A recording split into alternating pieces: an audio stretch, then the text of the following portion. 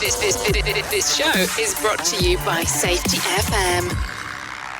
What's up, peeps? Welcome back to Rebranding Safety. This week we're talking all about behavioural safety and culture with a behavioural scientist, and also finishing the conversation about how tech can help us in that space as well. We cover loads of stuff in this conversation. Let's jump into the intro. I'll tell you some more about it. Let's go. The problem in safety isn't deviation, it's complexity. Health and safety has gone mad.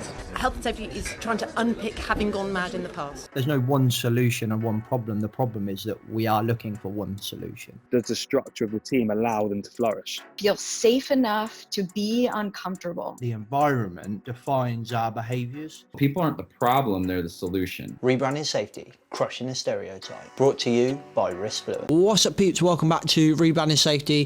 Rebranding Safety is a YouTube channel and podcast doing exactly what it says on the tin. So if you're new here, hit subscribe, hit the bell, hit all of those things. My name's James McPherson from Riskfluent Limited, and Rebranding Safety is our purpose. So thank you very much for joining us on our journey. Today we're talking to an amazing lady called Jules Reed, who's a behavioural scientist, behavioural safety person. And at first, some of us with the tribalism that's going on in safety, which is annoying as shit, will be like, oh, why are we doing the behavioural safety?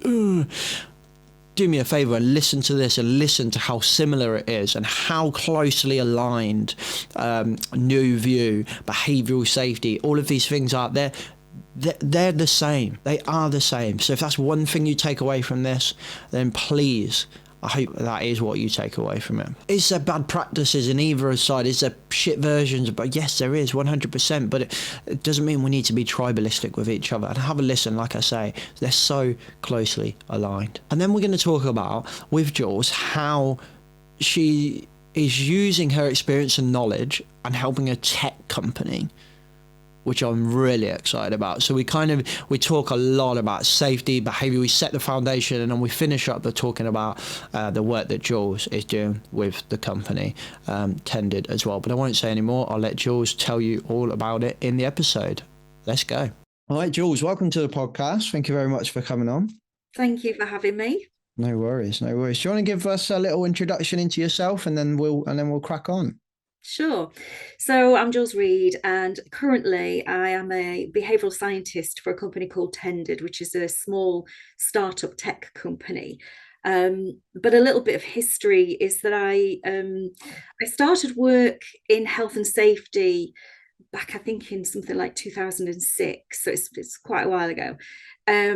And I also had a teaching degree, and I also was taking lots and lots of psychology courses, more as a hobby than anything.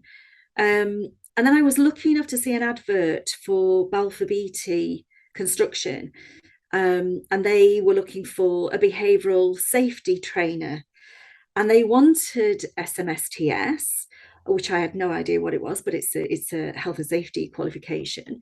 They wanted PETALS, which I had no idea what it was, but it's a training qualification. And they wanted someone with an interest in psychology. So I phoned them and said, I don't know what your qualifications are. I've just had a look at them, but will my qualifications do? And they said they'll more than do, apply. And so that was my first job in behavioural safety, was with Balfour Beatty Construction. And I'd never heard of behavioural safety before. So they said, you've got 6 months to become an expert. And then you hit the ground running after 6 months. So that's what we did. And your background prior to that, was what, psychology and Yeah, so I worked with Derbyshire County Council, actually, in the education department, but specifically in health and safety. Oh, okay. Yeah.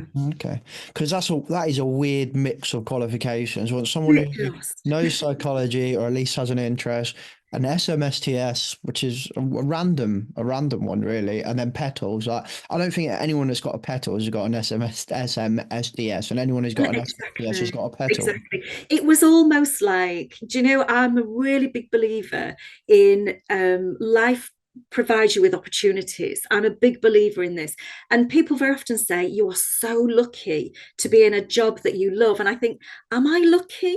Because I see people who have opportunity put in front of them and literally don't see it. It's in front of their face and they don't see it. I have people who get opportunities, but then kind of back away from them and won't take the risk. And then I see people who they see opportunities and, regardless of the risk, they take it. And that's exactly what I did. It was like the universe has given me this opportunity to put all those skills together. If you believe in the universe, it's, whatever that extra thing is. But it's all converged with, exactly what I've got. And I genuinely believe that I'm meant to be where I am because I do love what I do. That's awesome. That's I love that. I'm actually listening to Outliers at the moment, the book by Malcolm Gladwell, and that's kind of like what we would often kind of break down like an accident, like why did this go wrong, and you try and pull out all the context and the things that happen. He's kind of doing that on the flip. At the moment, I'm not finished it yet. On the flip side, be like, why are people successful? Are they genuinely just like a one of a kind? So like people who are like phenomenal athletes and stuff like that. I'm starting pulling it all apart, and it's fascinating to like really understand how sometimes there is a little bit of luck, but then sometimes it's also about just grabbing what's in front of you. So there was one thing who was saying like, well, not so much luck, but like timing, I suppose. So he was saying, so my daughter is a prime example. She's born in August, so when she comes to school age, we can pick what school year she goes. Does she go in early and becomes the youngest of the year, I think? And then the second one, and she's the oldest in the year. So do we keep her back out for a bit and then she becomes the oldest of the year? And in that book, Malcolm's basically saying, based off like the science of it, always put them so they're the oldest of the year, because if they go in and they're the youngest of the year, that they will always be behind. They'll always be the youngest, so they're less mature, they're less cognitively able to do things, and they basically always fall behind because you've set them up behind. And it was just amazing listening to all this stuff, and some people who were born same thing, but in like sports. So if they were born, so relative to like the selection period for the academies, they were older. It's not the fact that they're any better at the sport. They might just be bigger or stronger, or as a body, they're a bit more mature and so on. And I was just like, wow, that is fascinating. Isn't it? Stuff like that. Yeah, me too. Absolutely. I can't get enough of it. I like eat it for breakfast. And Yeah. I think, do you know when you love stuff that you do, it's true what they say, isn't it? It's not a job anymore. No. Yeah. And I was talking to someone, who was I talking to? I was yesterday at the rugby, and I was talking about like running a business and stuff. And I said, even as a kid, like I never knew what it would be, but I always knew I wanted to have my own business and I wanted to have like an empire and all of this stuff. Like I wanted to have a business. And then, no, it wasn't at rugby. It was with my barber. And I was sitting and talking to my barber about, because he runs a business. And he was saying, how are you getting on? And I was like, it's weird because it's so phenomenally stressful. And it has genuinely had me at the most stressed I think I've ever felt in my entire life. But I wouldn't not do it. Like I don't think I'd want the little annoying stresses of working for someone else felt more to me. And then the highs of the business is so much higher than the lows could ever get. So it's weird. It's kind of to your point. If you love what you're doing, then the stress is just tolerable in a way. It's weird. Yeah, because I think you lean into the challenges of it. Yeah. Don't you? And I think, talking about what you've just said about being employed, it's very often when the challenges hit when you're employed, people very often lean away from that because it's an external stress. But I think when you love what you do, or you're self-employed, or and you've got that motivation, the challenges you lean into, because it's so important for you to surmount those issues. And I faced that throughout my career, because I've always worked in heavy industries, and so very male dominated industries.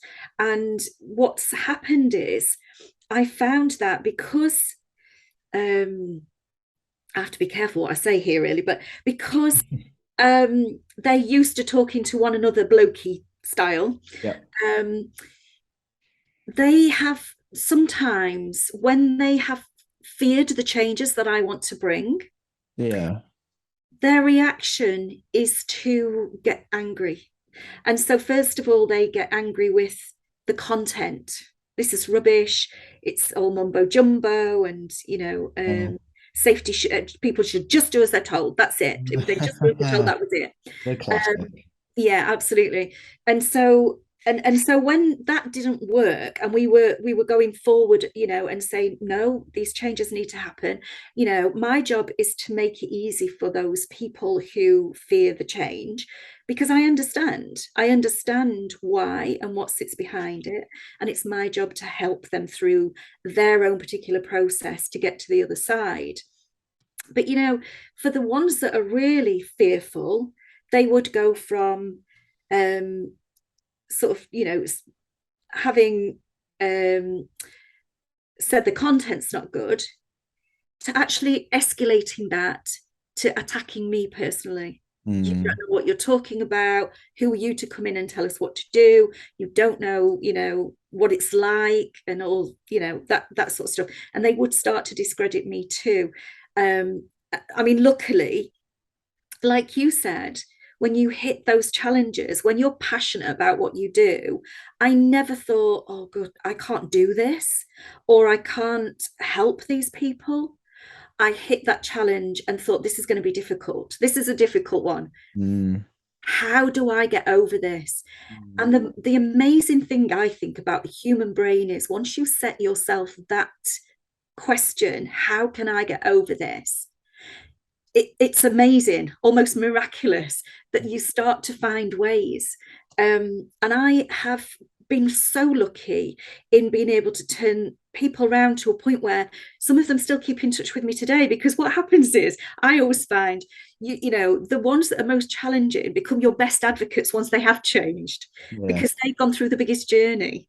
Yeah, if you can convince me, then Jesus, like it must be good, kind of thing. Exactly. Yeah. That's fascinating. So when you kind of came into the behavioral safety space, not only were you experiencing challenges of being female in a very male dominated space, but also trying to introduce concepts and I suppose a philosophy towards safety, in which people really struggling against that as well. So you're kind of like a salmon swimming upstream in a way, like absolutely. It's fascinating. So how do you, because I think it's interesting that the challenges that you've just kind of touched on is kind of, why don't people, why don't people just do as they're told? Let's follow the rules. Like still like that's still a dominant conversation even now in 2022 as well. Like it's still an issue. Like, we haven't done it and rolled this out and it been like, accepted and this. So when you look back on like the work you've done, the work that's come prior to you and so on, and all of the evolution before, I mean, now we've gone through, like, we've had behavioral-based safety, and then you've got like human factors, human organizational performance, new view, whatever you want to call it, that, I don't know, cohort of new academia, and it's become very tribalistic as well. It's, how do you feel like the whole behavioral safety type of stuff has been rolled out? Do you look at it and gone, oh, we did a good job there, but we still need to go? Or do you think we could have done better? I always liken behavioral safety to Freud, okay? Because prior to Freud, psychiatry and psychology wasn't in the public domain. They were doctors away in hospitals, and it was kept quiet in those days. Freud brought his doctrines into the public arena. Now, even his own daughter eventually proved some of that doctrine wrong. But see, what he did was he gave the mainstream a voice and an understanding that they'd never had before. And I think behavioural safety is exactly that.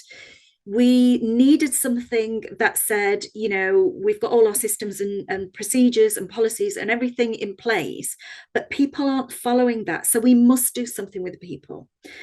And that's where behavioural safety came in. And you cannot fault it for what it did in terms of getting people thinking about those human factors. So for that, I think it was really, it was a good paradigm shift, except that it wasn't, the safety shift wasn't as big as we expected it to be.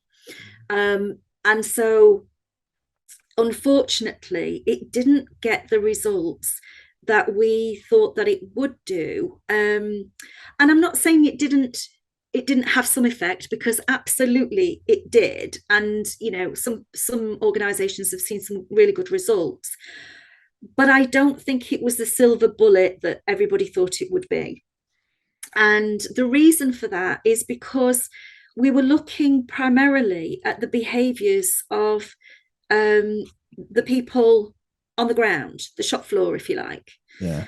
And, you know, that's the end of the line. It's the last line of defense. And we were putting all of that pretty much on their shoulders. Because I think that up until probably maybe only 10 years ago, there was a notion that you didn't have to work with managers and leaders on the behavioural side of things.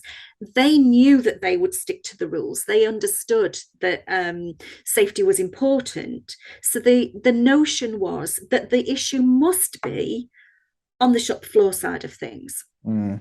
And so that's where the focus was. Whereas in actual fact, over the years, people like me, and there are a lot of people who rolled out behavioural safety who, you know, have evolved, because that's what we do, isn't it? We evolve as we gain knowledge. And, you know, I have spent hours gaining book knowledge, gaining experience knowledge, talking to people, doing studies and research. And I understand now the limitations of behavioural safety, but I didn't know that in the beginning. And this is the evolution of it. And, you know, if you have a culture where it is, let's just say, it's still old school, because heavy industries still have that. If it's still in that vein of tell, instruction, they were even rolling out, when you look back, they were even rolling out behavioural safety programs by telling and instructing. So what had changed really? You know? And so now we know that actually the best way is to change the whole culture, but do it through nudges and holistically. You know, cultures take usually generations to shift. Yeah. And so what we should be doing is just keep on nudging people into that shift. So that, because what I would love, when I say to leaders, what's your vision for, you know, safety, and you're doing a culture change program, what is your vision? And I get some really limp answers, you know. It's like, oh my goodness, oh, you know, those off the shelf stock answers. You know, we want to be world class in safety and stuff like that. And I just think, grief, you know, that's you know, because a vision is exactly that. You have to be able to visualize it in detail. Now, for me, what I think, when I think about what do I want safety to be, I think about, and I do this a lot. I refer back to my granddaughter because we're 2 generations apart. So therefore, that's a good indication, because I think in 2 generations' time, I want to that generation to look back and go, what, you had to actually tell people to be safe? They didn't want to do that? Why on earth didn't they just want to? You know, I want them to be so incredulous that we had to tell them, because in that generation, they keep themselves safe without having to be told about it.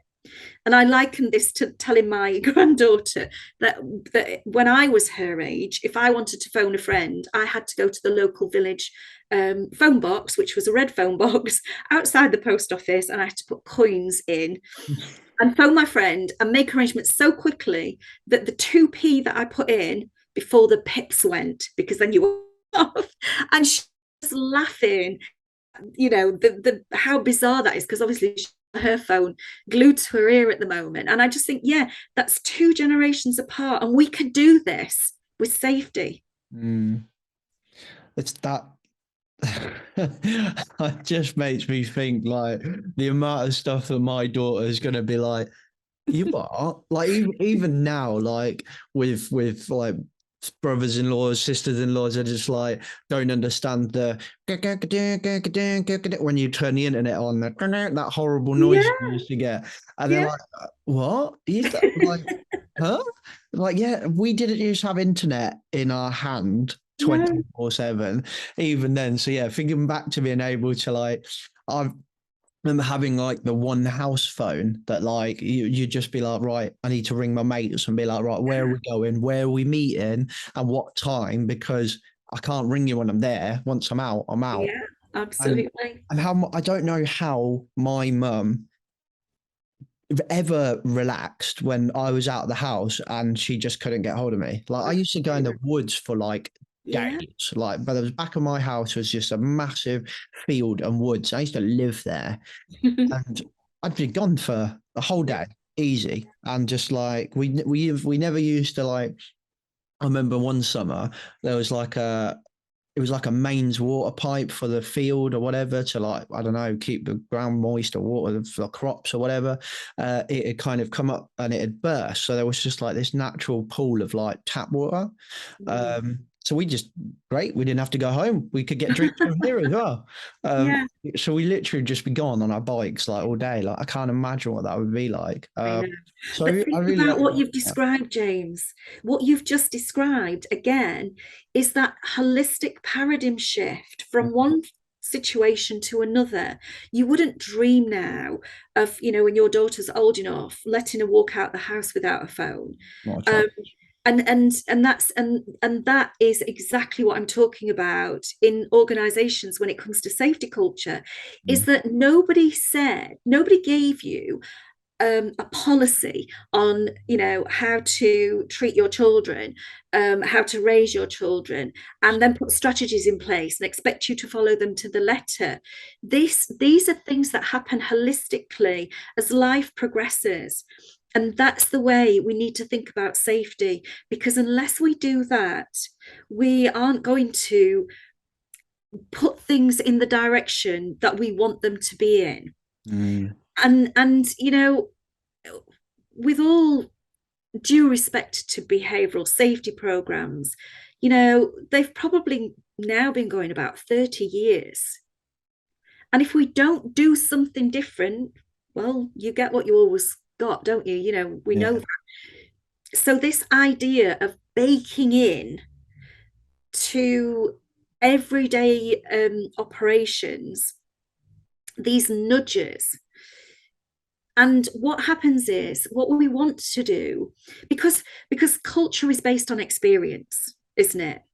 And the collective experience at the moment still, as you alluded to right at the beginning, is that there is still a bit of a them and us situation. And I alluded to it as well, because, you know, managers were, there was this notion that managers just were safe, they knew, and didn't need to learn anything, and it was the front end that needed to change their behaviours. Well, actually, what we realise now is that leaders are the ones that need to change the experience of the workers, and it's that change in experience that will make them behave differently. Yeah, I love that.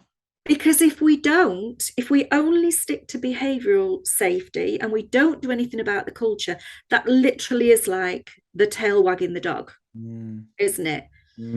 Yeah, I love that. Do you think one of the problems you mentioned earlier about the behavioural safety wasn't the silver bullet that we were after?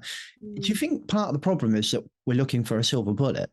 Like when I Yeah. think about any other form of science, like they prove something and then 10 years later they'll disprove themselves. Like Yes. that's the job of academia and Absolutely. science is Yes. to like come up with something and be like, this is the answer. And then 5, 10, 20 years later being like, oh my God, we were so wrong. Like this is the answer. And then we it keeps going. And I find that it's interesting as a practitioner, which is what I would never call myself. I couldn't be an academic. It would drive me insane. But like as a practitioner who we try as much as we can as a company to be evidence-based and use academia to influence and inform what we're doing. But with that, we have to understand that what we're doing now Yes. might be wrong next year, might be wrong tomorrow. Absolutely. You've got to have a growth mindset, Yeah. a learning culture. And actually, if you look at psychological safety, because everything that I do now, I don't just look at an organization and where they're at in their cultural maturity and help them to build maturity, which I do through the Hudson Parker model, but also overlaid over that is everything that every intervention then is we have psychological safety baked in. And part of that is having that learning culture, that constant learning culture. Sorry. No, carry on. Sorry. No, it has to, that has to be part of, it's almost like in work, people change their mindset. Because I think outside of work, like you said, you're treated differently, you were treated differently than you will treat your daughter.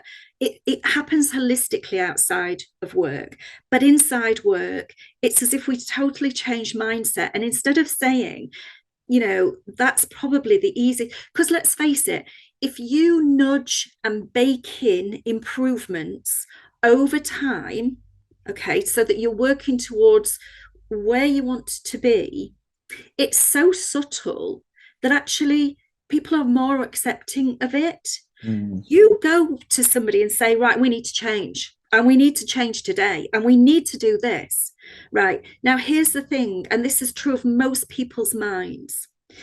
If you put yourself in the role of convincer, it naturally puts the other mind in the role of resistor. Yeah. Because we don't like change. So if you hit somebody directly on and say, right, we've got to change, which is exactly what we do in health and safety, you automatically create a resistor. Yeah.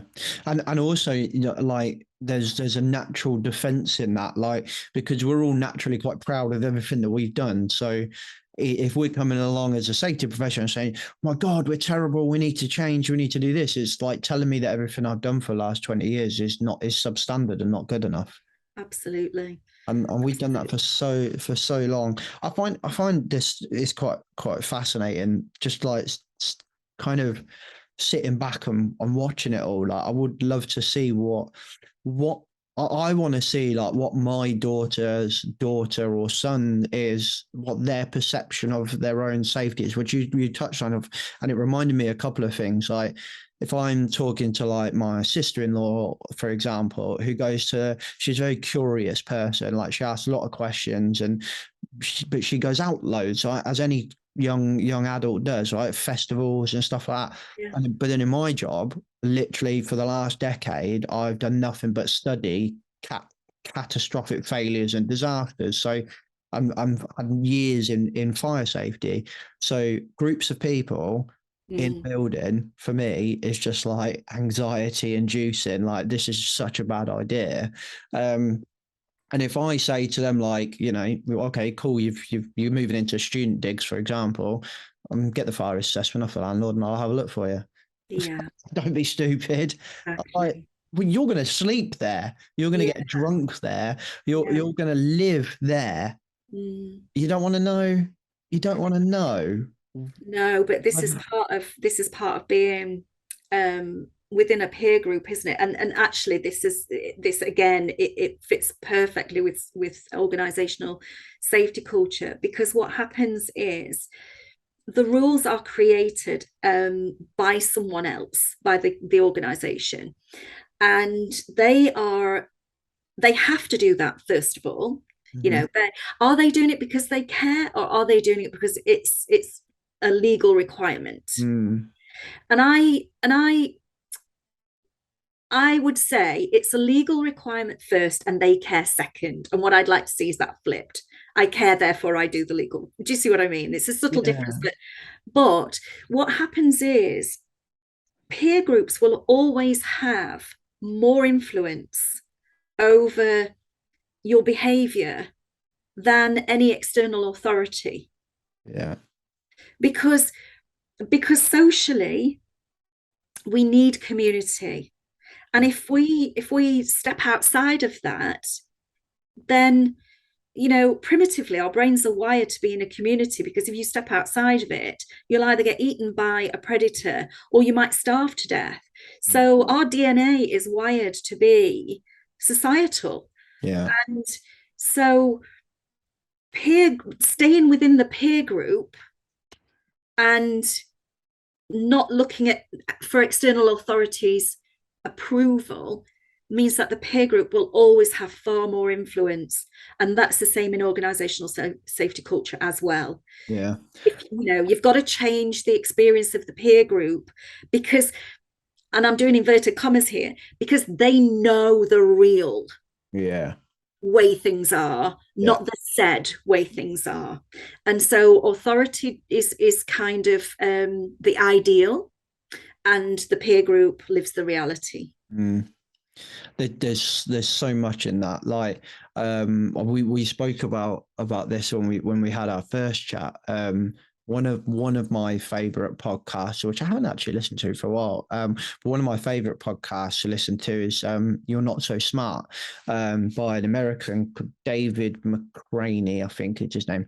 And as you were talking, there's two episodes of that which really stick out in my mind to kind of solidify that fact and just show the sheer power of our social communities.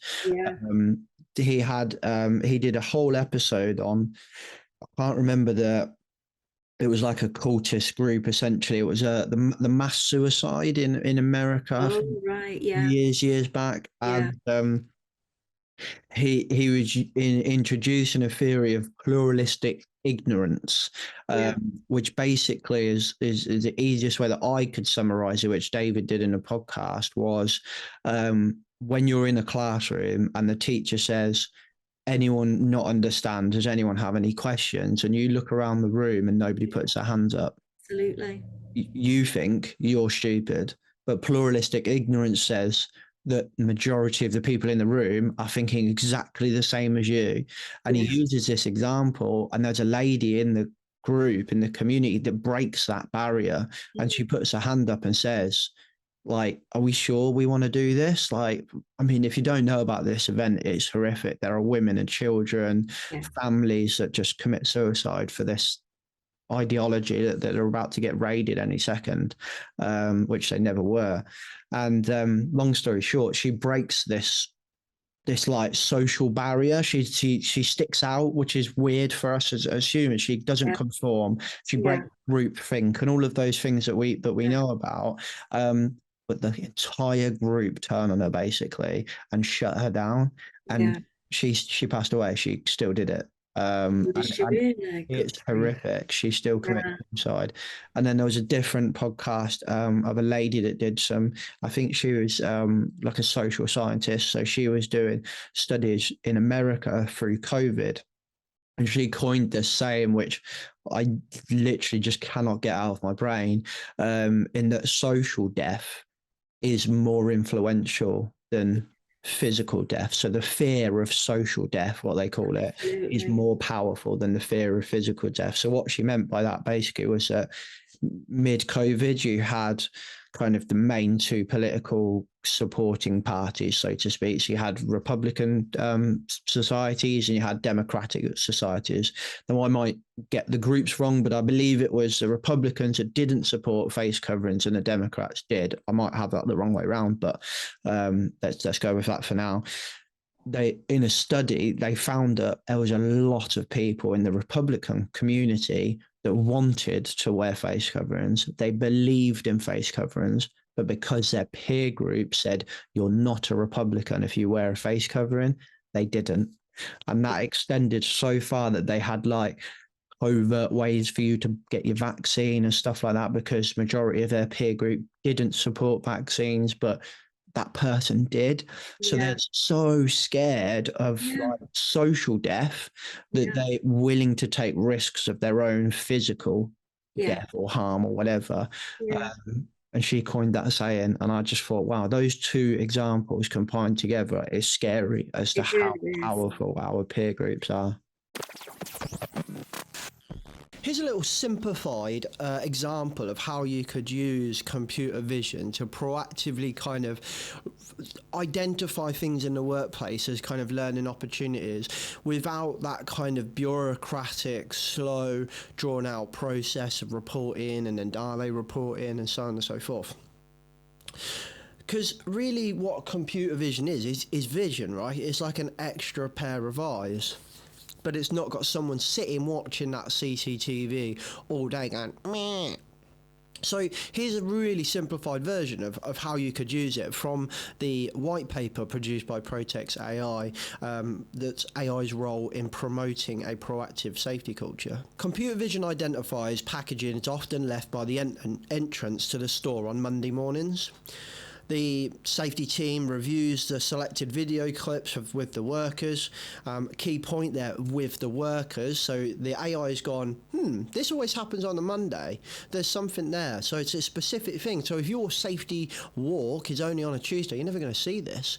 So the AI has spotted it. That was my first observation of this simple kind of story or situation. So the safety team gets the workers in and we start to have a discussion. They explain that there are too many deliveries on a Monday morning to unpack and clear away at the same time.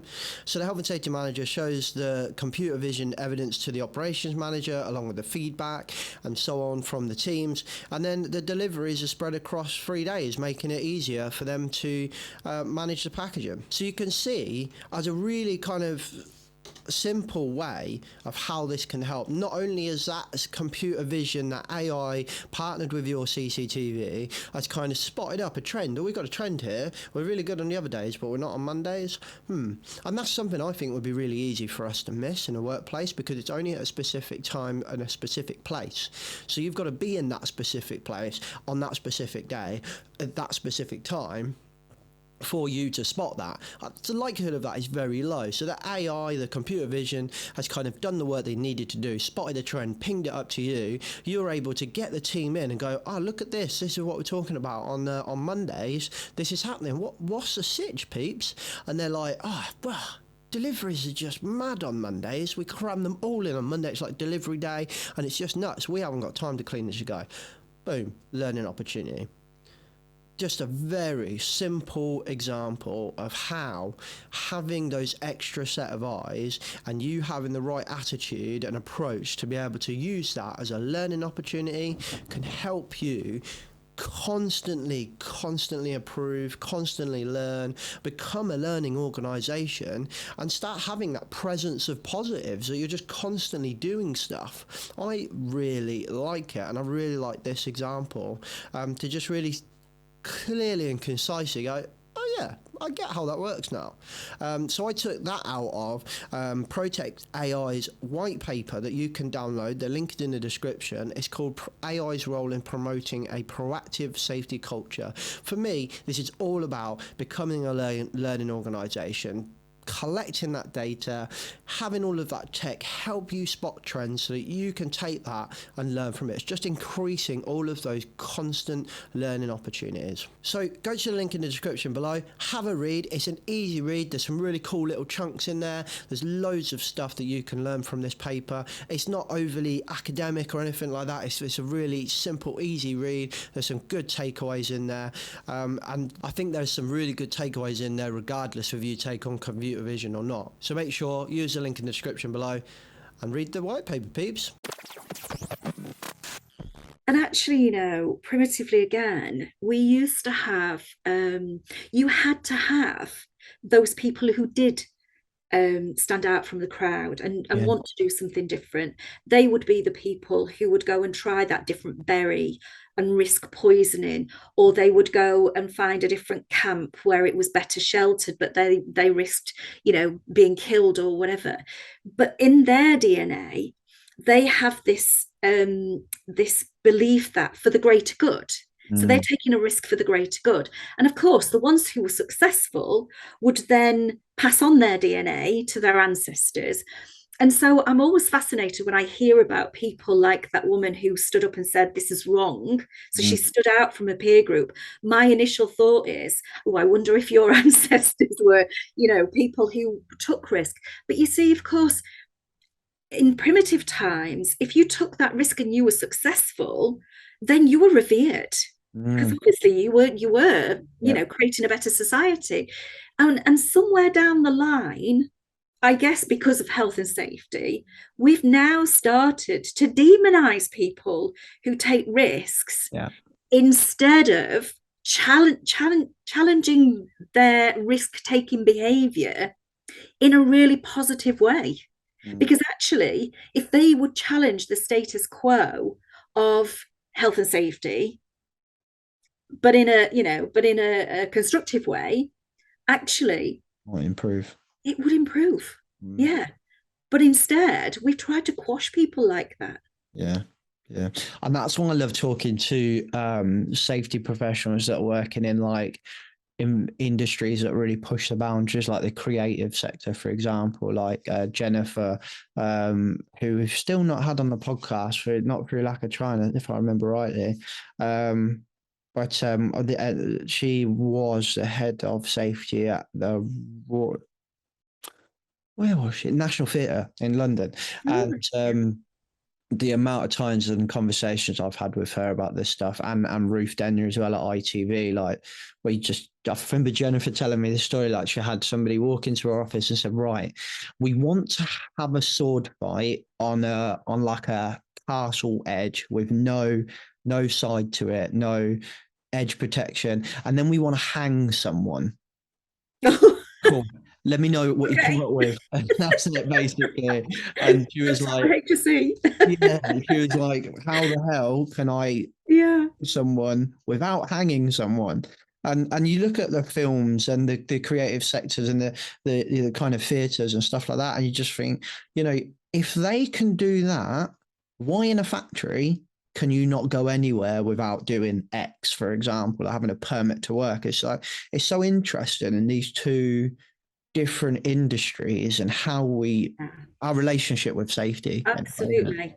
I think because I think in industry, it's about control, isn't it? Do you know what?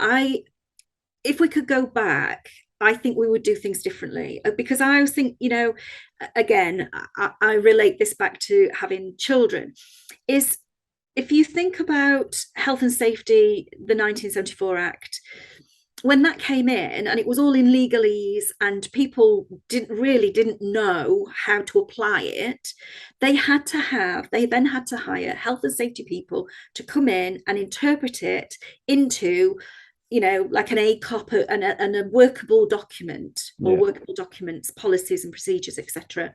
Now, of course, that to me is like that health and safety person then is like a parent to a toddler. Okay, a toddler has no experience of life, and therefore needs a parent to tell it what to do. All right. And that was exactly what organizations and the workforce were like when health and safety was in its infancy. But of course, as a toddler grows and they bump their head a few times and, they learn to keep themselves safer, then the parent doesn't have to then keep telling them, so they don't have to keep telling them what to do.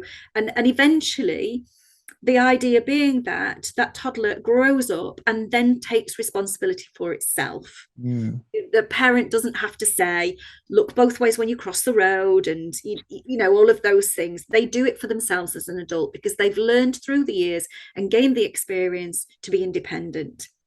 Now, if you go back to health and safety in its infancy, where we had to have people telling us what to do, just like a parent with a toddler, instead of, over the years, we've had health and safety baked into trade training. We have health and safety,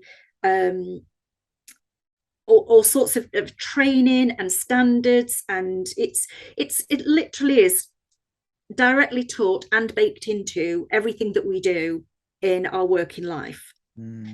So now, if you think the workforce no longer need to be told exactly what to do in health and safety, because they've matured, they've come to adulthood and can do it for themselves. They know now, and yet it's like the parent that won't let go of the control.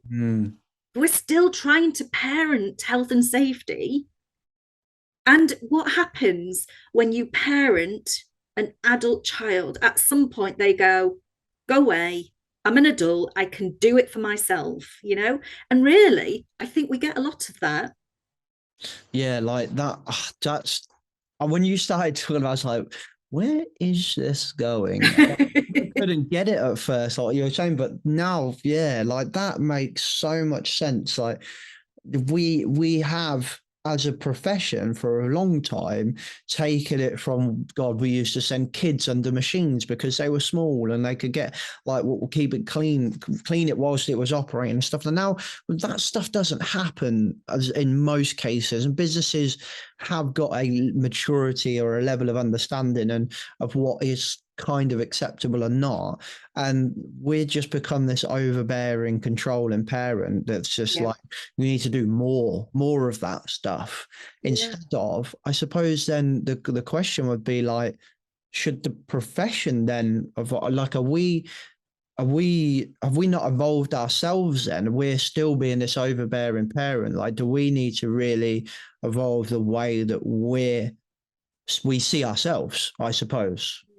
Yeah. I mean, I do think there is definitely a shift from that sort of policing and enforcing mentality. I genuinely think that is moving on, and we're quite a way down the line with that. But I do think there's a general fear within organizations. I think there are two fears within organizations. The first fear is litigation, and the second fear is, the moral duty to not hurt somebody. And those two fears are what stops organizations from wanting to let go of that control. Because if they do, they're in serious trouble, and quite rightly. So it's let me explain what I did once in a leadership meeting. I was reading Maslow, as you do, and I came across a quote from him, and I thought, I love that.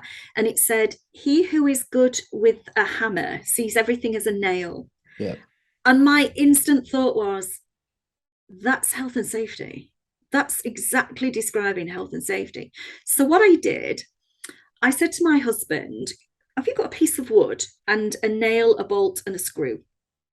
And he went to the shed and he put in this block of wood a nail, a bolt, and a screw. And I took them into work.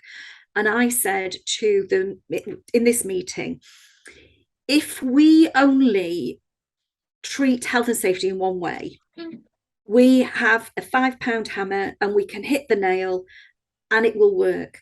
But if you think that different people and different disciplines need a different way of being managed, so health and safety isn't one thing, there are fractions of it that need dealing with differently. This £5 hammer will not make a difference to the bolt or the screw. And so what we're doing is we're only making a small amount of difference, and only in the area that we kind of know we can. So what do? Well, I tell you what we do, and I get out a lump hammer and I hit the nail, and I say, and I hit the bolt and I hit the screw, and I say, well, we'll just hit them with a bigger hammer because it's all we've got. But of course, what that does is it doesn't make the bolt and the screw perform any better, does it? What it does eventually is it undermines the material and breaks it. And actually, health and safety is broken to a great extent because we're not managing it in the right way.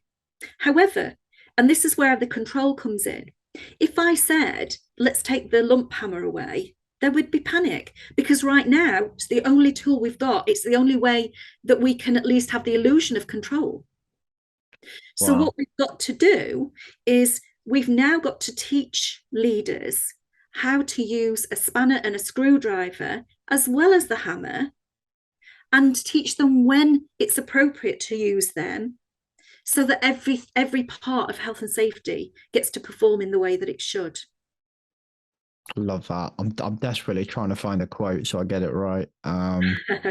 Because it reminded me, and I've mentioned this quite a few times now. It was in a show on Netflix, a new one called Sandman. Let me find it. Here we go. Lucifer Morningstar.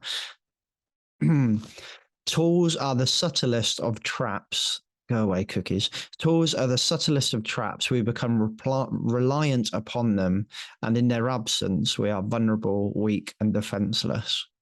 And I heard that, and I paused it, rewound it, played it again, typed it, emailed it to myself. And it's like we've become so reliant on one particular tool that when we realize, or we have to accept ourselves that that tool isn't working, or that tool isn't the right tool for this situation, we're like, oh my God. Yeah. And I feel like that's the same in very much in safety, and that we've gone, we seem to want to pick one tool, like all this debating around, are we traditional safety? Are we new safety? Are we behavioural safety? It's like, well, I go into one company and like, I look at a set of hot principles and I'll be like, this is not going to work here.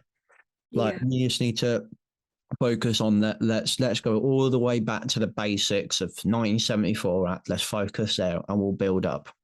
Yeah. You go into somebody and be like, oh my God, you guys have got this. You're talking the same language as this, and let's go with this. Like it's said on the podcast for so many times, like you wouldn't go to a buffet and just eat the sausage rolls, would you? No. You go to the buffet and you'd have loads of bits, and you might try something new and be like, oh my God, this is rank. No, don't want to eat that again. So you're not going to get any more of that. But the other thing you try, these nice chicken goujons, you never had chicken goujons before. You try that and you go, oh, they're nice. Have a few more of them.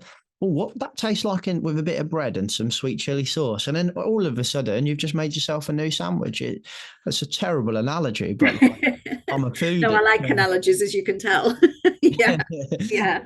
You're obviously a family-focused analogist, and I'm a food-focused. Yeah. I get it, though. I totally get it. Yeah, absolutely. Do you know, there's an irony here as well, because, we talk about control, and when managers have been saying through behavioural safety, we want to now start to control your behaviour. Yeah, that's been acceptable, that's been palatable. But actually, now what we're saying is, in order to change their behaviour, they have to have different experiences. So let's turn that tide on you. And now we've got to say the leaders need to make those changes and actually learn how to lead people.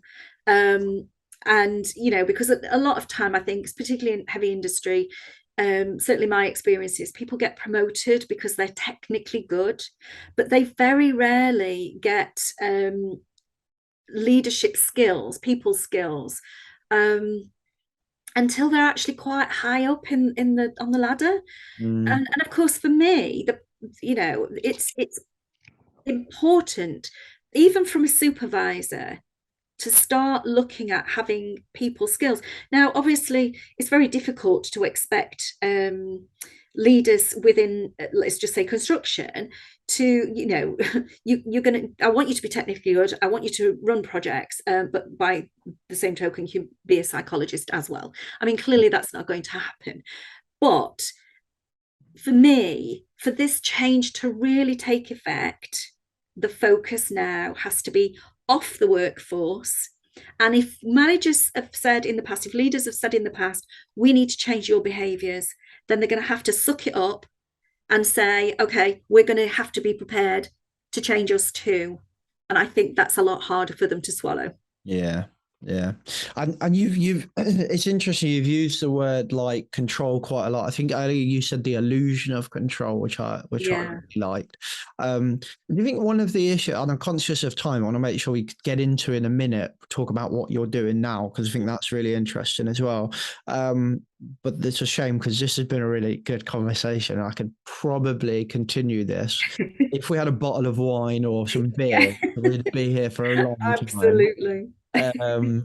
But yeah, so I find it really interesting, this like use of the word control. Like if we look at, say, a simple thing that we could all understand in safety, a risk assessment, and in a risk assessment we look at the hazards and we come up with control measures. I've always found that phrase difficult. I have, in that I don't feel like we need to be controlling the workforce, which is what we have done for many times. And in some environments, say like manufacturing, that's probably quite easy to really have a sense of control because you're in a controlled environment. We're in a room, we're in a building, the machine's right in front of us. So my original background was manufacturing. So that sense of control measures worked really well, and I got it and it understood. And then when I went into more dynamic environments like the NHS or like construction, where we've got people out on the road and different sites and stuff, I'm like, oh, we've got no control now. And when I kind of work with customers at the moment, I like to use things like kind of similar to what you're saying about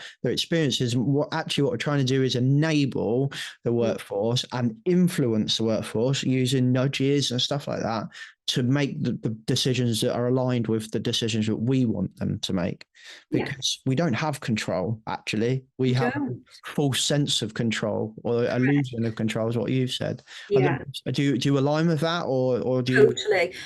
One of the analogies that I use on a regular basis is about as a health and safety professional, I do my best not to speed. I say do my best because we all, drift off into a bit of a daydream if we're driving a long time or whatever.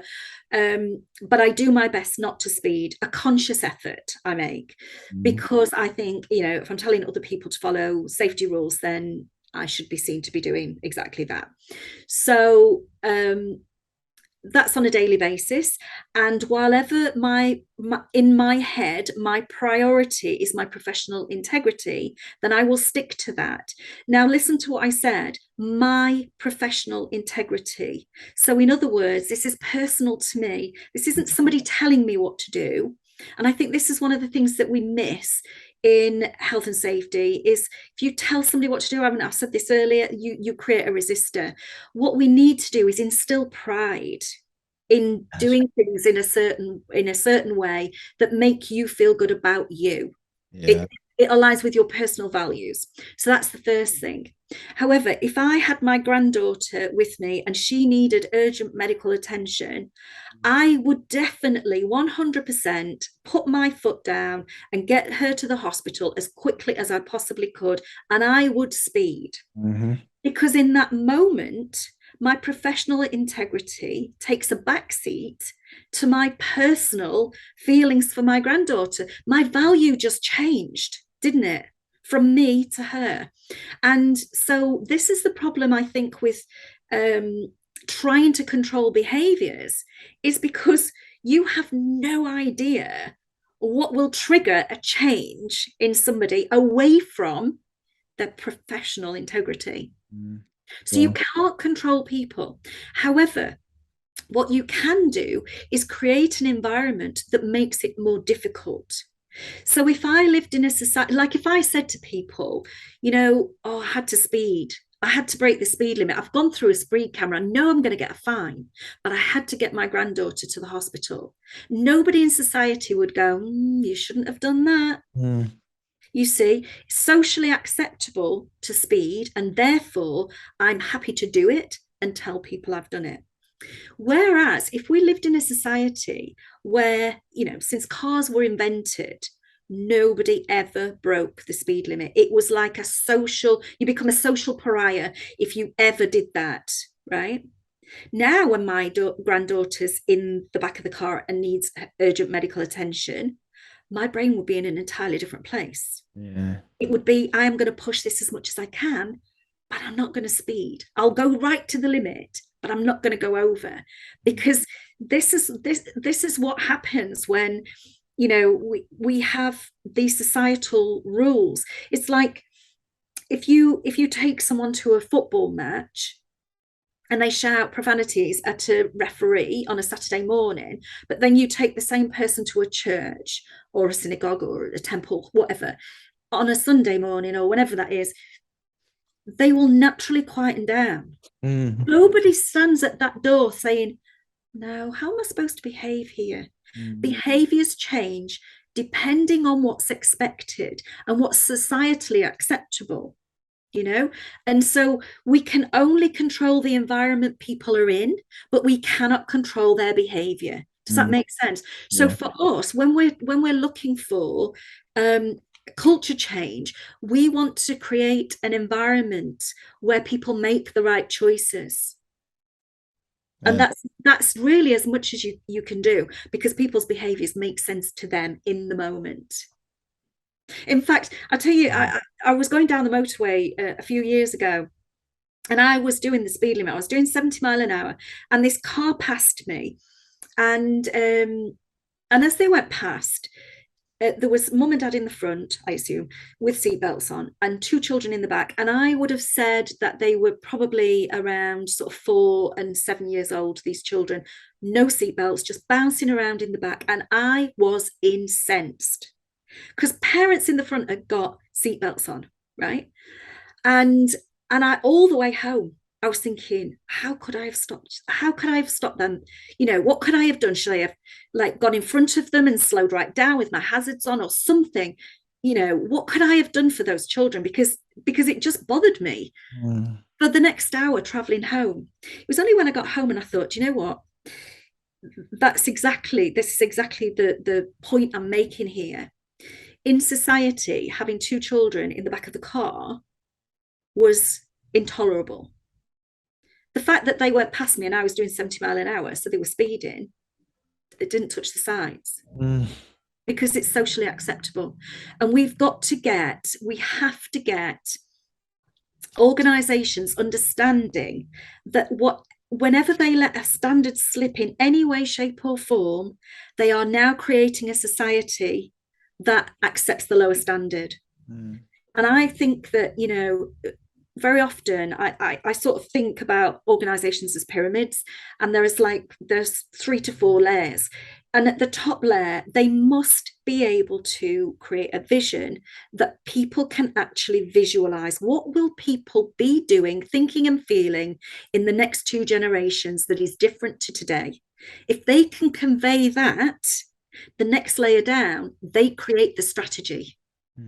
Okay, so they then start to bring that strategy, you know, that into the paperwork, they blend that in so that that's the paperwork starts to enable, the system start to enable that vision to come alive. The next layer down is the frontline leaders. Now they have to bring those strategies to life.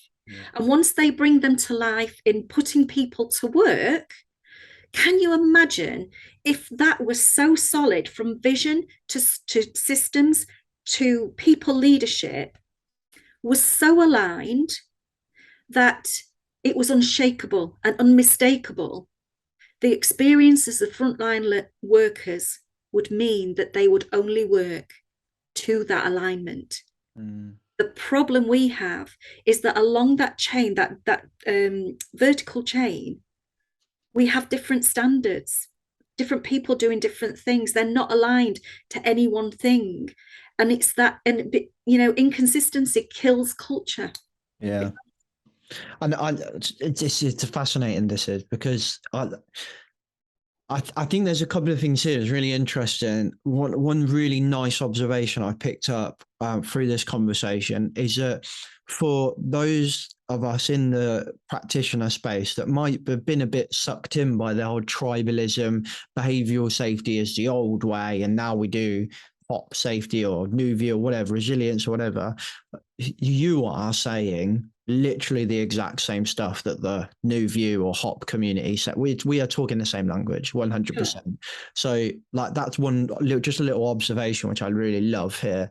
But an interesting like kind of story to back up kind of what you were saying in a conversation with a customer not so long ago, where they really didn't understand that they felt. And it kind of comes back actually to what you were saying earlier about care. Like, do leaders care or are they compliant? You know, which one is it? Is it chicken and egg and or whatever? But I find it really interesting if we combine that to a couple of things. And then Jill Koenig's I don't know if you've seen any of Jill's work. She's phenomenal. She does a lot of like high reliability human performance work, but in fire safety now. She lived in Grenfell. And lived in a tower across the road basically from Grenfell and watched it happen. So she's got this deep emotional connection to Grenfell. She's got the knowledge, the skills and the experience of like high reliability industries and human factors, human performance. And I'm in a horrible way, and I said this to Jill as well, like in a horrible way, like I'm kind of happy that you had an emotional connection to that building, because we need someone like you with the passion to drive. But anyway, there's something that she said was around compliance isn't guarantee of safety, that she's kind of pulled out from her work. And I think one of the problems is our experience with safety is that we've built this world in that we think if we're ticking the box, we're safe. So I had coming back to the point was had this interaction with the customer where they're saying, you know, the right things. We take safety seriously. Safety's first. You know, we've got all these rules in place, these life-saving rules. Like, what should we be saying? And so, well, you've got these life-saving rules, for example, but you're also creating an environment in which people can't follow those rules.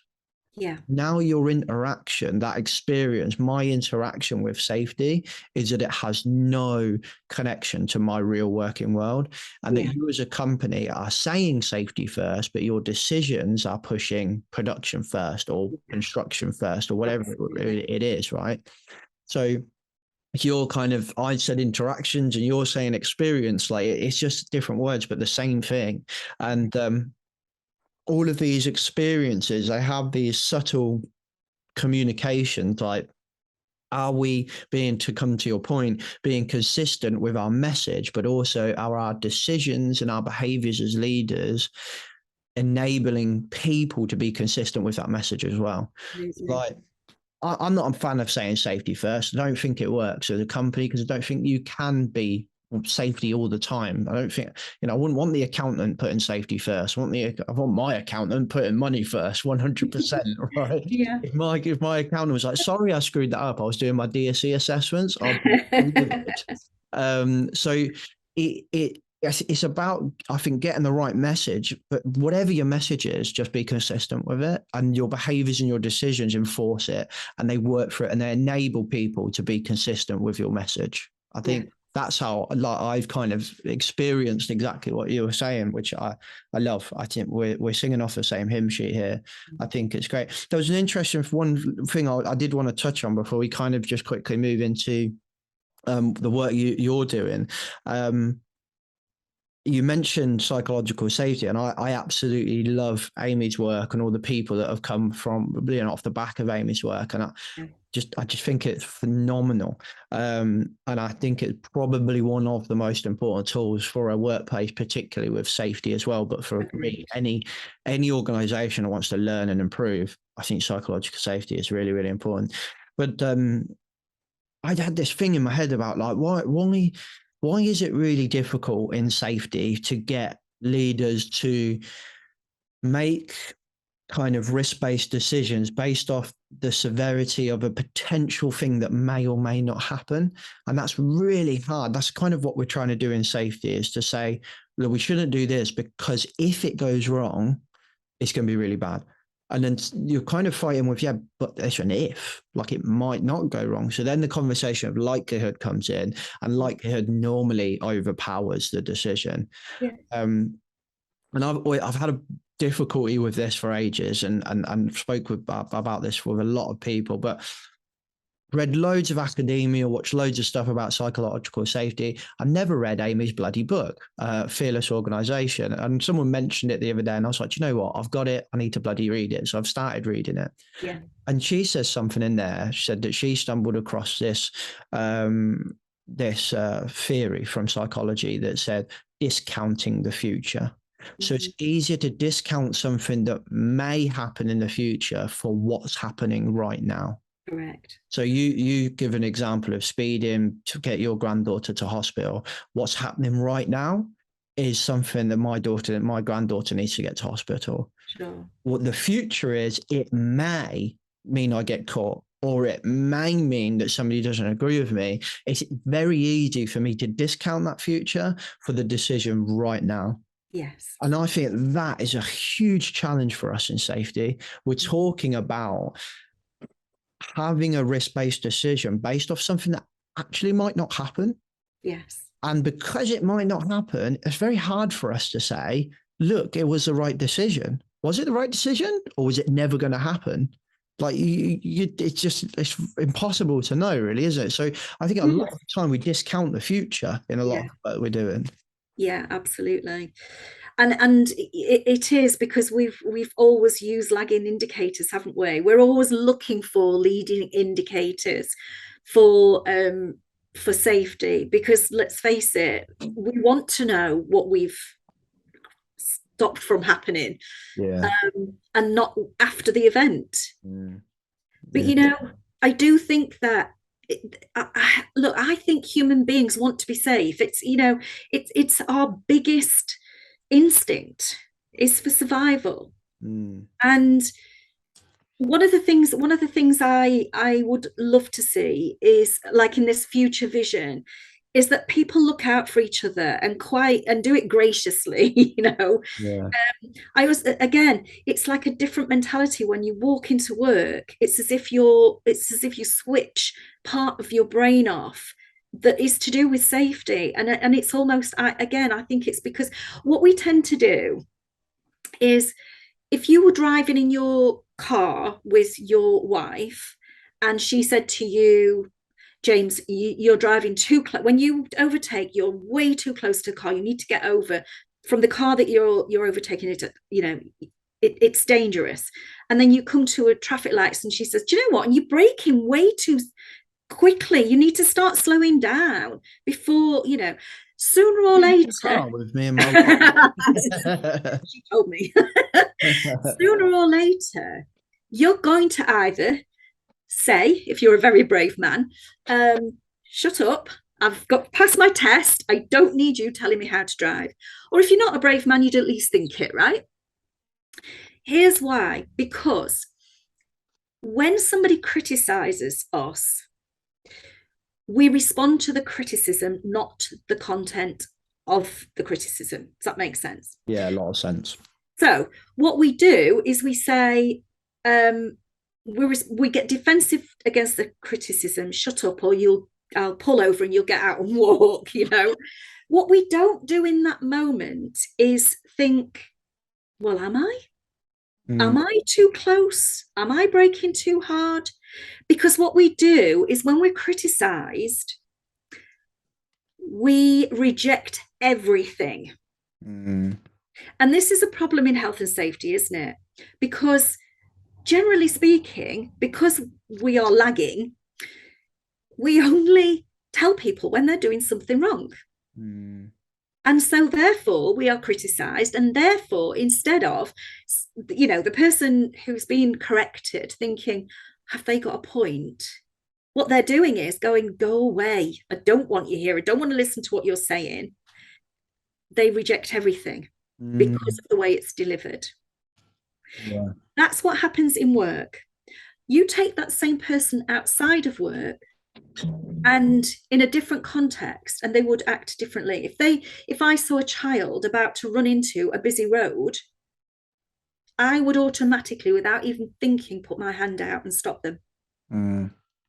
Yeah, you go into work and we don't like to criticize each other because managers do that. The peers don't do it for each other. That's what managers do.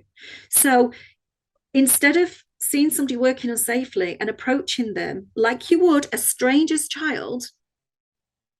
You would stop a child or a person from hurting themselves in the street. You come into work, and because criticism is done by managers, you don't look out for each other because you don't want to add any extra criticism within the peer group.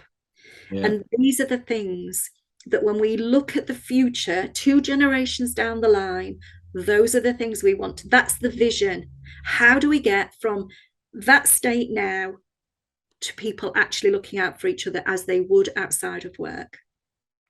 Which is one of the reasons why I think psychological safety is such an important factor. I think a lot of the time we think that psychological safety is just a group of people that are like, oh, you okay?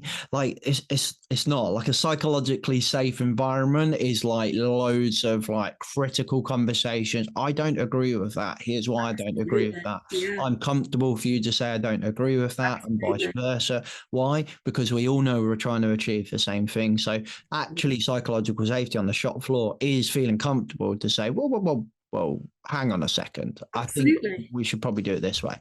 Far from being soft, it's brave. Yeah. Because you have to be vulnerable, don't you? In order to stick your neck out. And I mean, I do it. I'll be honest with you. I had my car raised, upon a ramp because they wanted to look at my exhaust. And the young lad who was looking at the exhaust went under my car and looked up. And I said to him, can you just come out from under the car a minute? And I said to him, you know what? I don't know if anybody's ever told you this, but you have got amazing eyes. And of course, he coloured up a little bit, but I wanted the emotion in him. I did it deliberately. And I said, has anybody told you you've got gorgeous eyes? And he said, well, yeah, sometimes, I said, have you ever seen anybody when they lose an eye? Do you see what happens? And he said, well, yeah, sometimes it can go cloudy and it sinks. But I could see the look on his face. He's like, why is this woman talking to me like this? I said, okay, so when you walk back under my car, what could happen? And he went, the penny dropped. He knew I was telling him this, and he went off and he got his safety glasses. So, I am the sort of person brave enough, vulnerable enough to be able to go out and do that in the world because I've got a massive conscience. And if I didn't and he hurt himself, it would be on me for not saying something. And I want people to be in the workplace and feel like, it is a vulnerability because you do run the risk. I could have run the risk in that situation of him telling me it's none of my business, so I had to be vulnerable in the first place. And then the other person has to be vulnerable too, because it's hard not to get defensive when you've been caught doing something wrong. Yeah. And so you have to show some vulnerability in being able to say, fair cop. Yeah. And that's what psychological safety is about. Love that. I also feel like he's probably just massively disappointed that you weren't actually hitting on him. He's probably like, hey, here we go. Well, he was young enough to be my son, so. So if you thought that, happy days. So, George, everything that you're kind of talking about, it's very easy to assume that you must be a safety professional, a consultant, out on the road helping businesses do this. But you work for a tech company. I know. Which is really strange. So talk to me about that. Like, what the bloody hell are you doing at a tech company? Honestly, I feel so very lucky to be working for this company because you can only imagine that, over the years, I have literally sort of worked my way through observing cultures and leadership styles and the cause and effect of all of this happening and the behaviors that are created. And I constantly see this mismatch between what managers want and then how they deliver that doesn't get them the behaviors that they want. And so my life's work really is around how can I help leaders to, not have to be psychologists, but to get how, to lead people into the behaviours that they want, so that the organisational culture, that environment we talked about earlier, makes or enables people to make the right choices. And so I saw this job with Tended, and they wanted a behavioural scientist to come along and help them to inform how their hardware products were user-friendly and would use nudges and all of those psychological things that holistically help people to make the right choice. And I think it's absolutely amazing because, you know, when all's said and done, human beings are fallible and they make mistakes. And you cannot make people into robots. You cannot give people a set of instructions and say every day that you walk into this workspace, you must only follow these rules, because people don't work like that. And we've already said behaviours change on a sixpence. So I realised that actually I could perhaps involve myself in the technology so that we could start to fill the gaps. So instead of trying to change people, can technology actually fill those gaps where people fall down? And that really appealed to me, because at the end of the day, you know, I'm almost at retirement age, and I want my knowledge to mean something in the health and safety space. I want to leave a legacy of this understanding. I'm sure a lot of people feel like this as well, who do the same sort of job. You want to make a difference. I want to be instrumental in making that paradigm shift that we've been talking about. 2 generations down the line, we want them to be thinking entirely differently. What can I do? And of course, new generations come along, and technology is just part of their life, isn't it? You know. And so it's not the big scary beast that it's to me, if I'm being honest. And so it should be part and parcel. And of course, it's already happening, isn't it? You've got people like Hyundai who have a sensor on a windscreen, so that if the driver's eyes drop for a certain amount of time, it alerts them and says you're feeling tired. Or if their eyes go off to the left or the right for any length of time, it says you're being distracted. And so, you know, technology is being used to help fill that gap where people do fail. Yeah. And I love that. I think it's absolutely brilliant. And so I was really quite excited to get involved in, at the time that I joined, they were doing a lot of minimum social distancing hardware because we were during lockdown. And now we're doing geofencing, and it's like a wearable device that is a tap on the shoulder. And the studies that I'm doing at the minute is, if we create, obviously it's an invisible boundary. It's a geofence that is done in an office somewhere else, but the device that the wearer has on site just alerts them when they reach and cross that boundary. So it's a tap on the shoulder when they lose spatial awareness.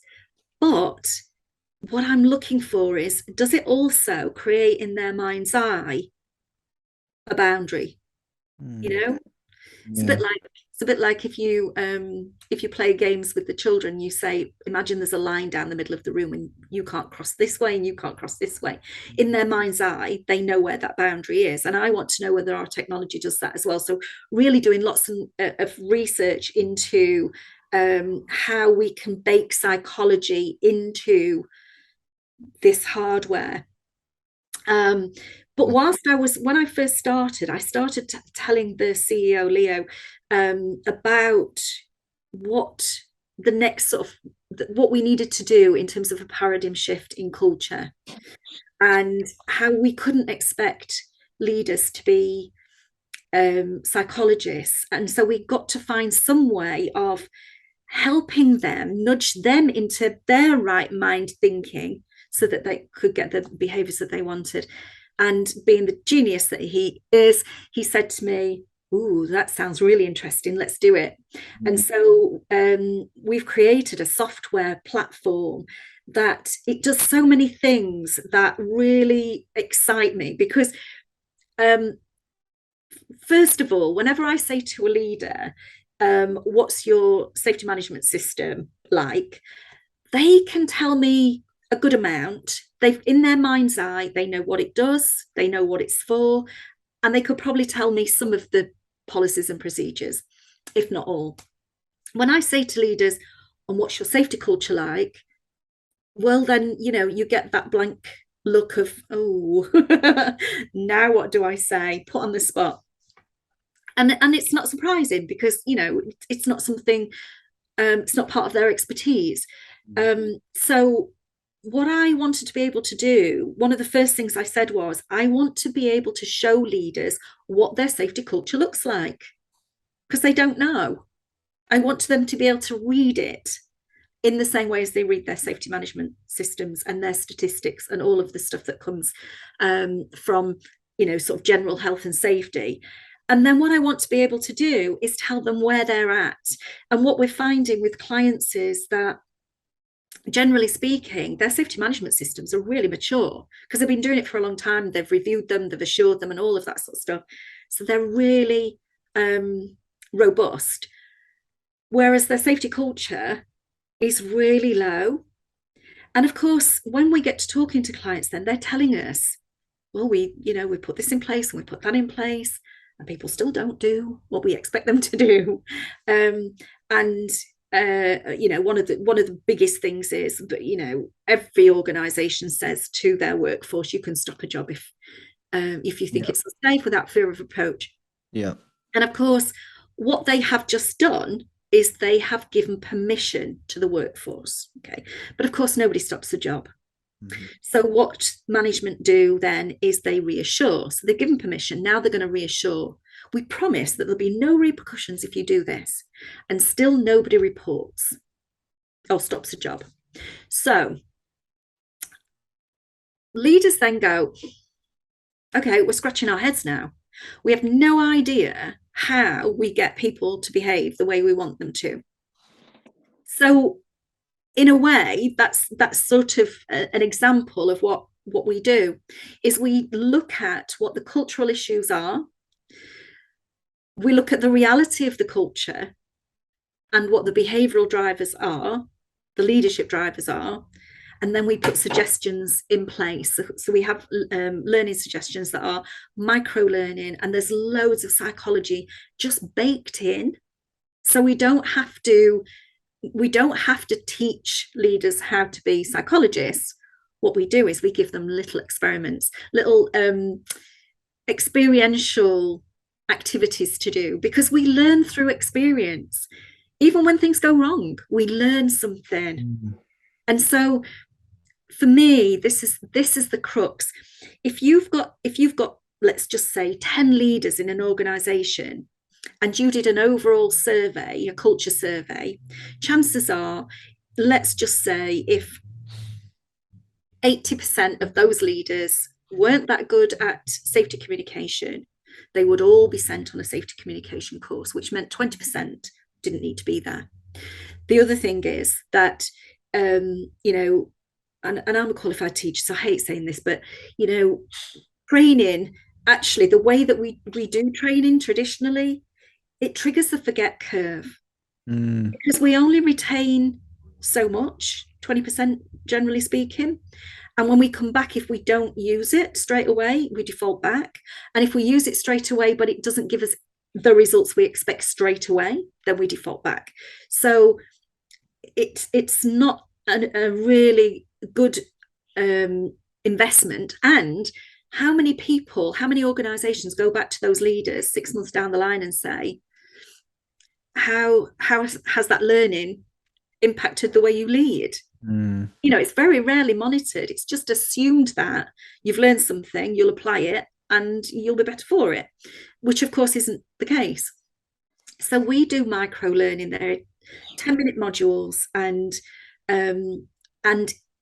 they are specific to the leader of a team.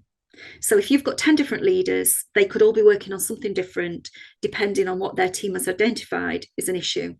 What that means is that they're only learning what's relevant to them and their teams. That's the first thing. So do they put in the symptom, essentially, like people are not reporting near misses? Does the team put that into the device or the software? Yeah, so we do, they do surveys. So we do a survey, they interrogate it down to the team level, and then whatever level of maturity that they are identified at for over 6 different categories, they then are recommended to go to, I mean, they're recommended to go to one suggestion, but actually if they think that won't work with them or their team, if it's not their way, they have others to select from. And at the end of each of the, so for example, if like I just said, if it's communication, it may be that leaders are, you know, not communicating safety very well.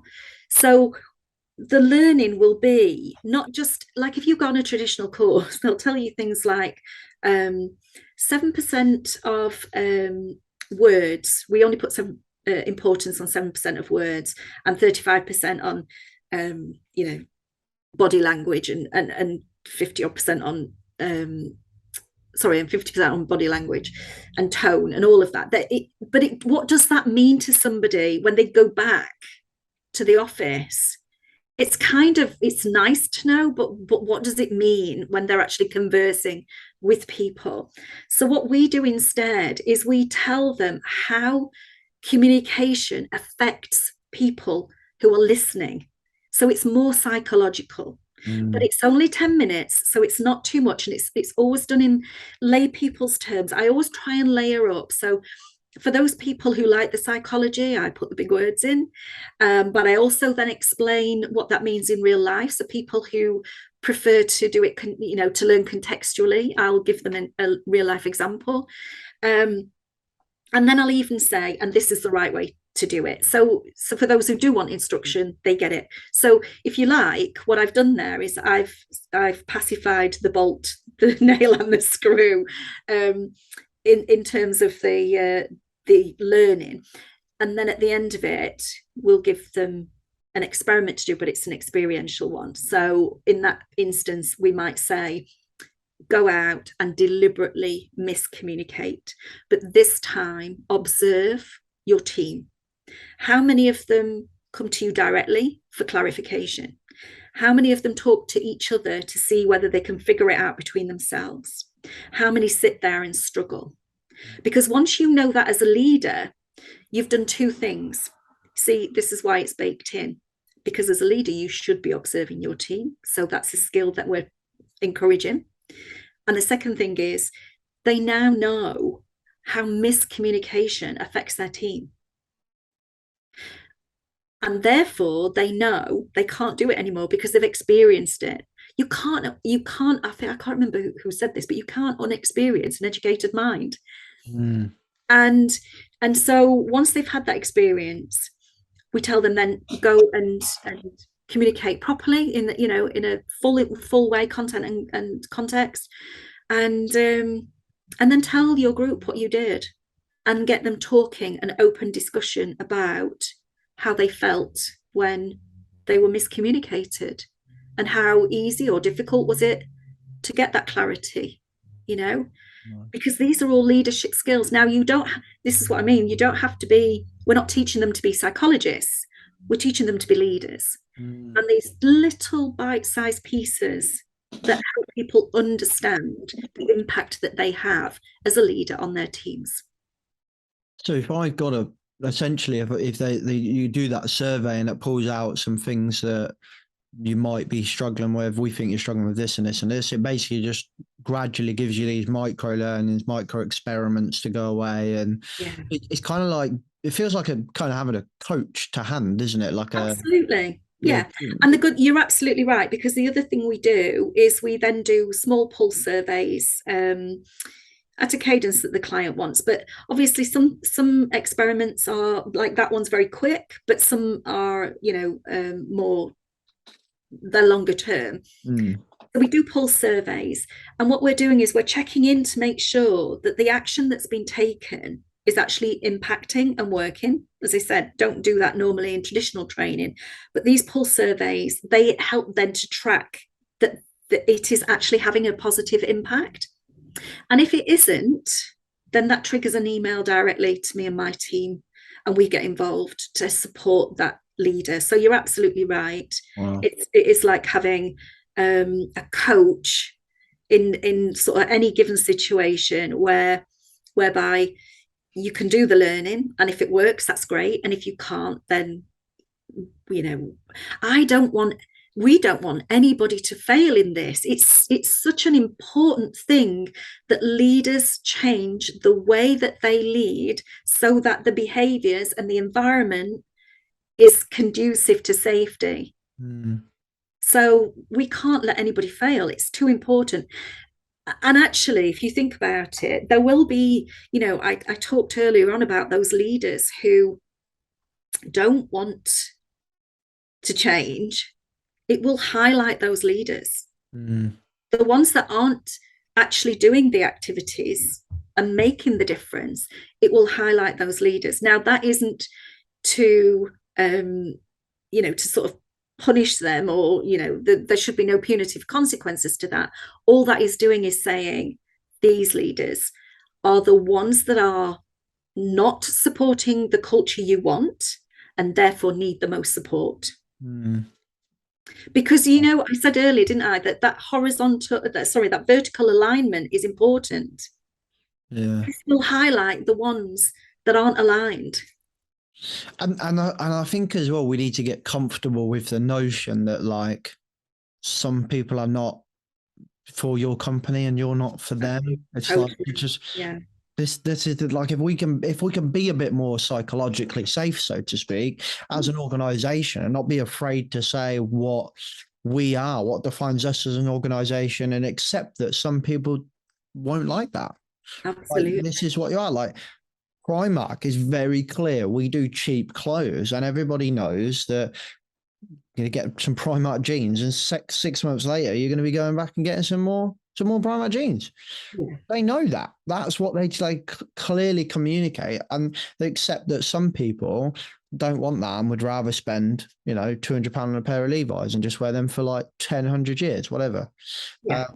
And I think as cultures within organizations, we got a bit more comfortable with that. My first safety job, they used to have this team leader, which at the time we used to just hate that we just used to say it to everybody, basically. Everyone he got rid of. Anyway, so we would have like agency staff. So you would start as agency and you would transition over to contracted work, which I think is pretty common now.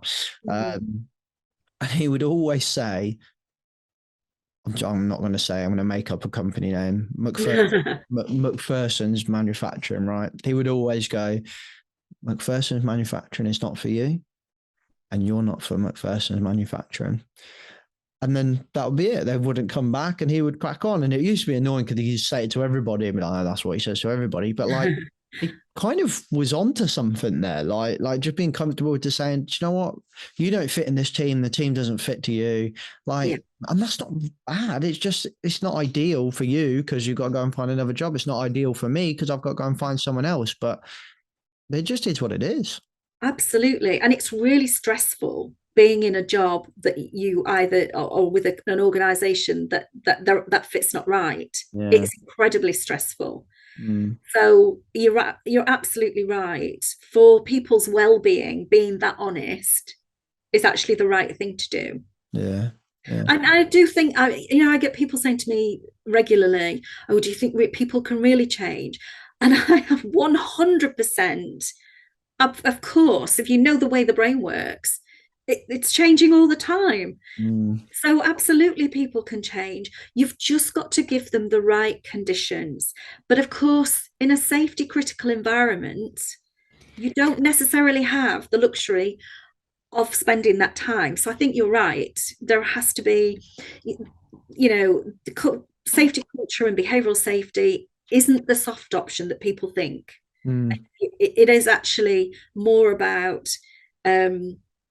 it's making, because I'll tell you, people feel comfortable when they are aligned, because we are societal. They feel comfortable, they know their boundaries, they know their expectations. Once those foundations are in place, that's when you get innovation and creativity, which again is a symptom of psychological safety. And so as a business, actually, it's a good business model isn't it, to get everybody in that safe space, that great foundation.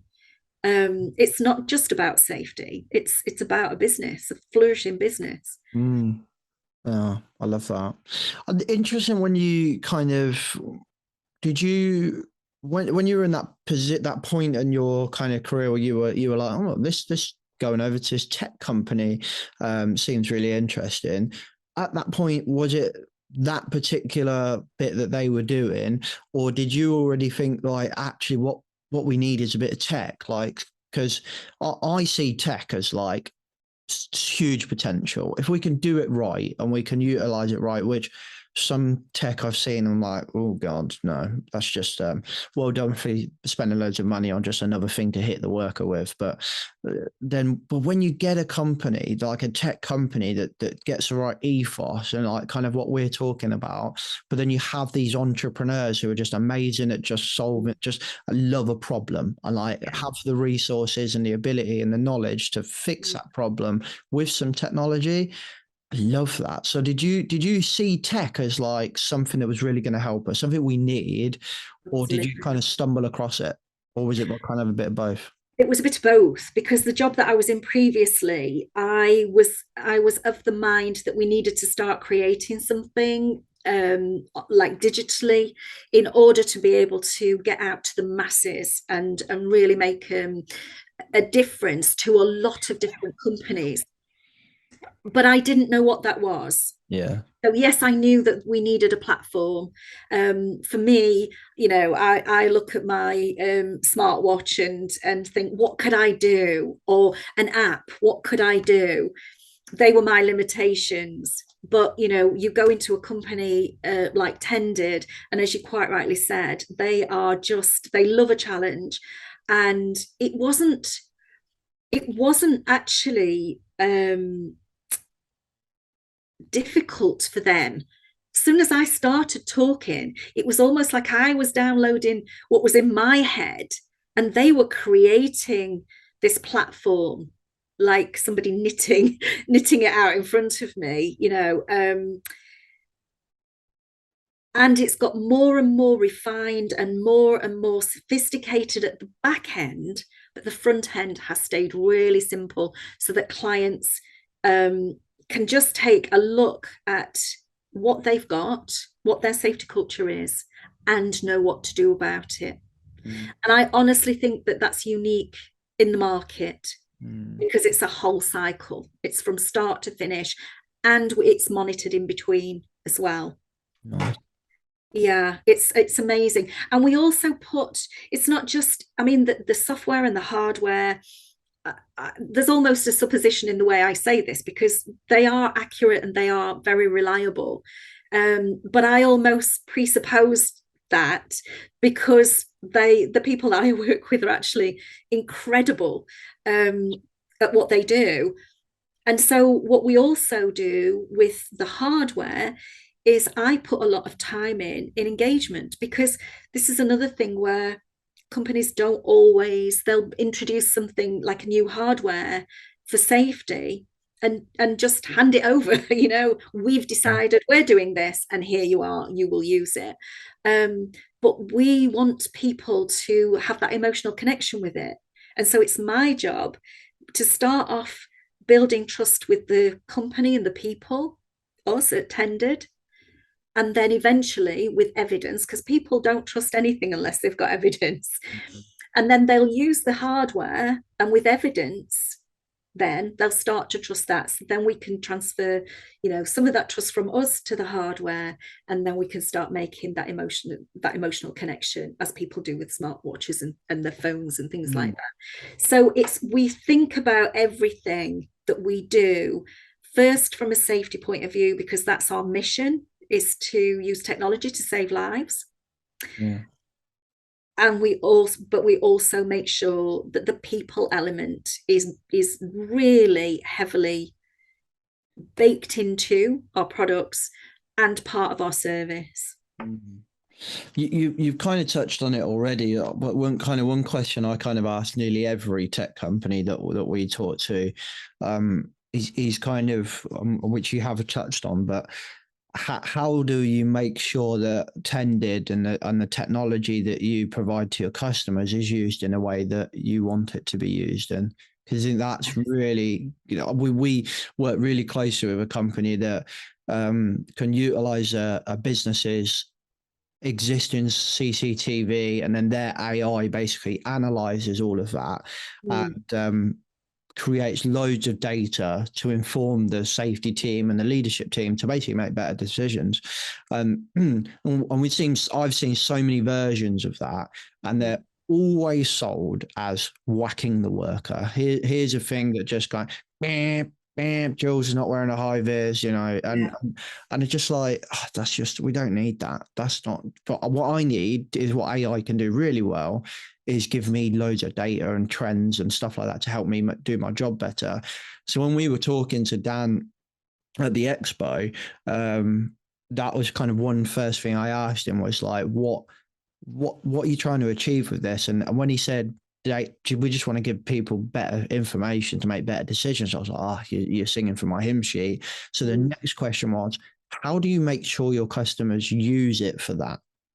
Because it's very easy for us to, like, the internet's a beautiful, amazing thing, but it also can do some really nasty stuff. So how do you, and again, I know you've touched on it, but how do you guys, when you're working with a customer, to make sure they're using it and how you want them to use it? So first of all, I totally resonate with that, because one of the first things that wearers say is it tracking me? Yeah, exactly. Yeah. So there's that historical legacy of mistrust, isn't there? And this is why I said we have to build trust with the clients and the end users with us first, because the technology, they need evidence. And so the first thing is the hardware is randomly assigned. So nobody signs out anything. So that's the first thing. We don't know who's got what device. Yeah.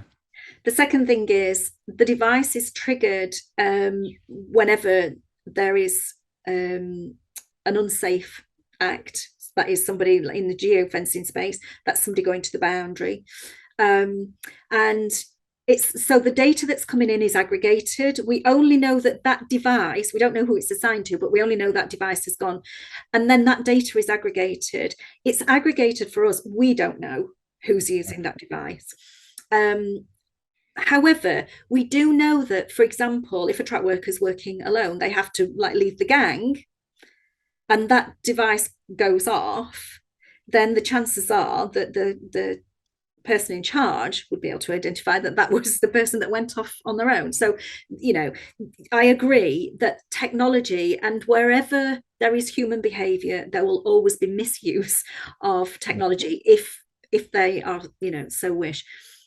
But what we do is we aggregate all of the data. And so whenever we give back the reports, it's always in a format that says, we are seeing trends in this, because what we want to do is be totally positive about this. What we expect to see, for example, if a gang are working on a new site that they're unfamiliar with, then you would expect to see quite a few alerts and triggers going off, because they're unfamiliar.